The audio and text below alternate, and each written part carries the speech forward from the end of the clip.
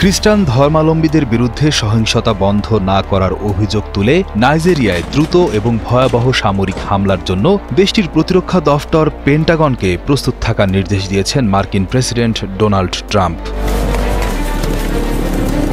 Trump অভিযোগ করেছেন, Nigeria সরকার সে দেশে খ্রিস্টান ধর্মাবলম্বীদের ওপর হামলা বন্ধ করতে যথেষ্ট পদক্ষেপ নিচ্ছে না।